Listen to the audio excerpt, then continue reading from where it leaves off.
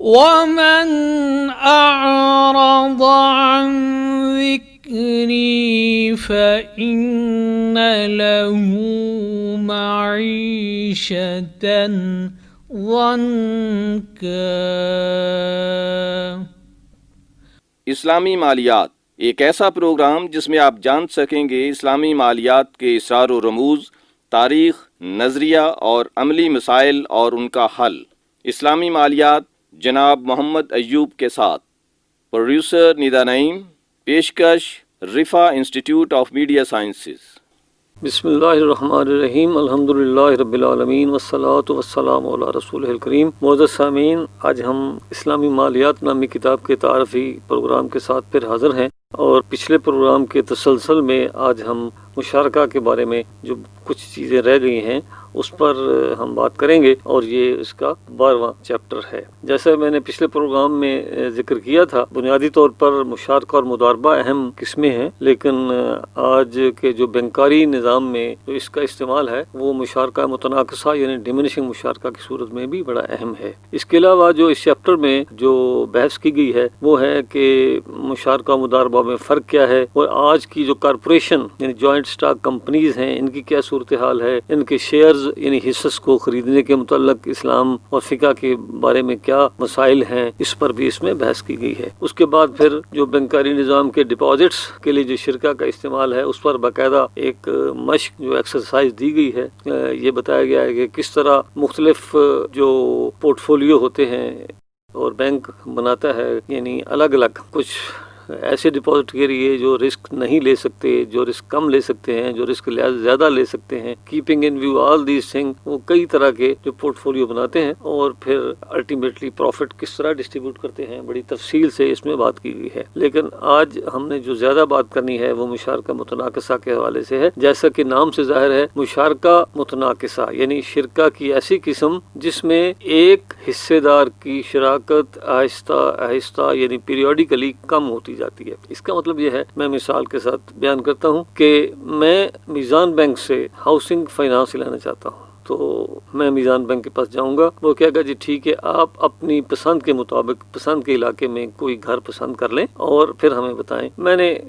Survey کیا اور معلوم کیا کہ ایک گھر ہے جو 50 لاکھ کا ملتا ہے۔ اب میرے پاس جو خود 10 لاکھ ہے، میں بینک سے کہتا ہوں جی میرے پاس 10 لاکھ ہے جبکہ گھر 50 کا ملتا ہے، تو بینک کہتا ہے نو پرابلم، 40 ہم دیتے ہیں اور مل کے گھر خرید لیتے ہیں۔ تو گویا 40 لاکھ بینک نے دیے میزان نے، اور 10 میں نے اپنے ڈالے، گھر خرید لیا۔ اب بینک نے اپنا حصہ جو ہے وہ مجھے لیز پہ دینا ہے۔ تو یہاں جو سب سے پہلی ٹرانزیکشن ہوئی یا کانٹریکٹ ہوا وہ تھا کہ ایک شرکہ، یہ شرکہ جو ہے یا پارٹنرشپ ہے، یہ شرکت الملک ہے۔ اس کا مطلب یہ ہے کہ یہ پروفٹ کے لیے نہیں ہے، بلکہ اب شرکت الملک اس کی کئی صورتیں ہیں، جیسے ایک شخص، 2 بھائی ہیں، بہن بھائی، وہ وراثت کے ذریعے جوائنٹلی کسی چیز کے مالک بن جاتے ہیں، وہ شرکت الملک ہے۔ یا جیسے یہاں میں نے مثال دی کہ ایک بینک اور ایک کلائنٹ یہ شرکت الملک کے ذریعے بن جاتے ہیں، مطلب پارٹنر۔ تو اب ہمارا مقصد اس گھر کو آگے بیچ کے پروفٹ کمانا نہیں ہے، بلکہ اس کا مقصد یہ ہے کہ ہم دونوں نے لیا ہے۔ اب یہ شریعت الاؤ کرتی ہے کہ ہم میں سے کوئی فریق جو ہے اپنا حصہ دوسرے کو کرائے پہ دے دے۔ ایسے ہی جیسے 2 بھائی انہیرٹ کرتے ہیں کوئی گھر، رہتا وہاں ایک ہے، تو دوسرے کو یہ اختیار ہوتا ہے، اس کا حق ہے کہ اس کا جو دوسرا بھائی رہ رہا ہے کہ بھئی آپ رہ رہے ہیں، آپ اس کا کرایہ مجھے دیں۔ اسی طرح بینک کہتا ہے جی کہ آپ میرا حصہ جو ہے اس کا آپ مجھے کرایہ دیں۔ اکارڈنگلی بینک جو ہے وہ کرایہ لیتا رہتا ہے۔ ایک اہم چیز اس میں یہ ہوتی ہے کہ پیریوڈیکلی یعنی بعض صورتوں میں ہر مہینے، بعض صورتوں میں ہر کوارٹر پر، اور بعض صورتوں میں سال میں 2 دفعہ یا ایون سال میں 1 دفعہ ایک خاص حصہ جو ہے وہ کلائنٹ بینک سے خرید لیتا ہے۔ اور جب یہ خرید اور فروخت ہوتی ہے، اس کا مطلب یہ ہوتا ہے کہ بینک کی اونرشپ کم ہو گئی ہے، کلائنٹ کی اونرشپ زیادہ ہو گئی ہے، اسی لیے ہم اس کو ڈیمینشنگ کہتے ہیں۔ تو جب اونرشپ بینک کی کم ہو گئی تو اس کا جو رینٹل یا کرایہ ہے وہ بھی کم ہو جائے گا۔ تو اس طرح اس کا مطلب یہ ہے کہ فرض کیا اگر 5 سال کے لیے میں نے ہاؤسنگ فائنانس میزان بینک سے یا اسلامک بینک الفلاح سے یا بینک اسلامی پاکستان سے یا دبئی اسلامک بینک سے لیا، تو 5 اور منتھلی اس کی انسٹالمنٹ ہیں، تو 12 5 60، تو 60 یونٹ اس کے کیے جائیں گے۔ ہر مہینے کلائنٹ ایک یونٹ خریدے گا اور جو ہی یونٹ خریدے گا کرایہ بھی اکارڈنگلی کم ہو جائے گا۔ تو اس کا مطلب یہ ہوا کہ آخر میں آ کے جو کرایہ کی مقدار ہے وہ کم ہو جائے گی، اور اینڈ پہ یعنی جب یہ ساری قسطیں ادا کر دی جائیں گی تو آٹومیٹکلی سے بات یہ ہے کہ چونکہ ہر مہینے وہ ایک خرید رہا ہے ایک یونٹ، تو اس کا مطلب یہ ہوگا کہ اب اونرشپ ساری کی ساری جو بینک سے ٹرانسفر ہو کے کلائنٹ کو چلے گی۔ تو یہ ہے بنیادی ایک شکل شرکہ متناقصہ کی۔ اب اس کی تفصیل کچھ یوں ہے کہ جیسے میں نے کہا کہ گھر خریدنا ہے، دونوں نے خرید لیا، میں نے 10 لاکھ لگایا، بینک نے 40 لاکھ لگایا۔ بعض صورتوں میں یہ ہے کہ میرے پاس آلریڈی ایک پلاٹ موجود ہے یا میرے پاس ایک گھر موجود ہے، میں اس پر ایک دوسری منزل یعنی ایک سیکنڈ فلور یا فرسٹ فلور جو ہے وہ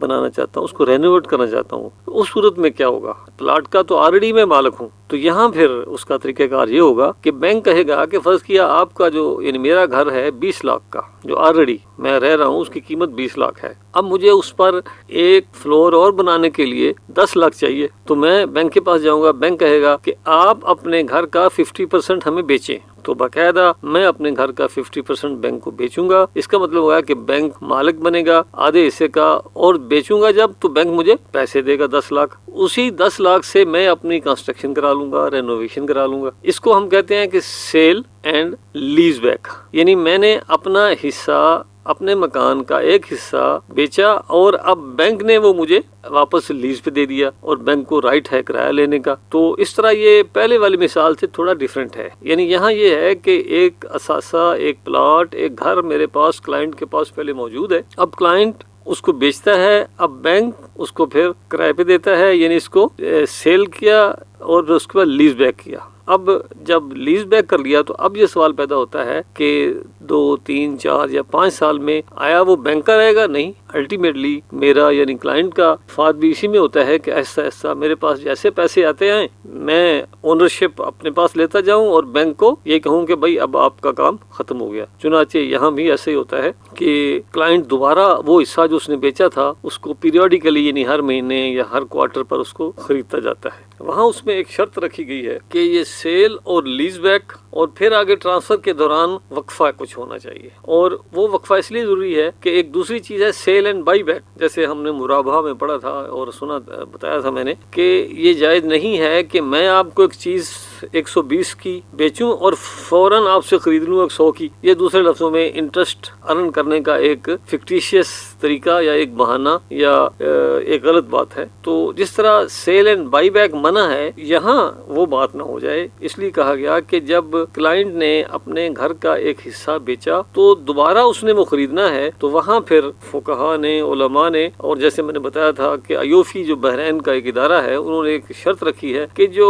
واپسی جو خرید اس کی ہے یونٹ کی، وہ 1 سال سے پہلے نہیں ہونی چاہیے۔ اب 1 سال کی مدت کا تعین جو ہے یہ ہمارے جیسے پاکستان میں علماء نے رکھا ہے، ایوفی نے اس کے لیے 1 سال کی مدت نہیں رکھی، بلکہ انہوں نے یہ کہا ہے کہ یا تو گھر یعنی جو پراپرٹی ہے اس کی جو حیت ہے، اس کی شکل ہے، اس میں واضح فرق آ جائے، یا اس کی ویلیو میں فرق آ جائے۔ دوسرے لفظوں میں اگر پہلے 1 منزل تھی اب 2 ہو گئیں، یا پہلے جو گھر تھا وہ 12 لاکھ کا تھا اب 22 لاکھ کا ہو گیا، تو جب یہ ہو جائے تو پھر بائی بیک جو ہے نا، سیل لیز کرنے کے بعد اس کو بائی بیک جو ہے وہ کیا جا سکتا۔ تو اس طرح یہ جو ایک موڈ ہے وہ بہت اہم ہے۔ اس میں ایک اہم بات جو ہے بتانی ہے میں نے سارے سامعین کو، وہ یہ ہے کہ اس میں جو ری پرچیز کی جو یونٹ کی جو ری پرچیز پرائس ہے وہ پہلے سے بینک ان کا تعین کر دیتے ہیں۔ اب سوال پیدا ہوتا ہے کہ کیا یہ شریعت کے نزدیک جائز ہے؟ تو یہاں میں یہ عرض کروں گا کہ آپ ذہن میں رکھیں کہ شرکت الملک میں یہ جائز ہے، کیونکہ وہ پروفٹ کے لیے نہیں ہوتی۔ البتہ شرکت العقد میں یہ جائز نہیں ہے۔ شرکت العقد یعنی ایسی شراکت جس میں باقاعدہ پروفٹ ارننگ اور بزنس مقصد ہے۔ مثال کے طور پر میں کسی شخص کے ساتھ مل کے اگر چاول ایکسپورٹ کرنے کا کاروبار کرتا ہوں تو میں اس کو یہ نہیں کہہ سکتا کہ 2 سال کے بعد میں اپنا حصہ اتنی قیمت پر لے لوں گا، اس لیے نہیں کہہ سکتا کہ مجھے کیا پتا کہ پروفٹ ہو یا لاس ہوگا۔ اگر میں یہ کہوں کہ 2 سال کے بعد میں اپنا کیپٹل پلس اس پر 20,000 روپیہ پروفٹ لوں گا، اس کا مطلب یہ ہے کہ میں انشور کر رہا ہوں اپنا پروفٹ، جو کہ مشارکہ میں جائز نہیں ہے۔ تو اس لیے شرکت العقد میں یہ جائز نہیں ہے۔ اسی لیے جو ہاؤسنگ فائنانس کے جو ہمارے کانٹریکٹس ہو رہے ہیں وہ شرکت الملک کی بنیاد پر ہیں، اور شرکت الملک میں یہ چیز جائز ہے کہ ایک حصے دار دوسرے سے کہے، جیسے میں یعنی اے اور بی یا میں اور بینک اگر کوئی چیز مل کے خریدتے ہیں تو میں ان سے کہہ سکتا ہوں کہ ہم خرید رہے ہیں، 2 سال کے بعد اگر آپ چاہیں تو مجھے اسی قیمت پر دے دیں، تو شریعت اس کو الاؤ کرتی ہے۔ اور وجہ اس کی یہ ہے کہ اس کا مقصد اصل جو ہے وہ بزنس ہوتا نہیں، بلکہ وہ ایک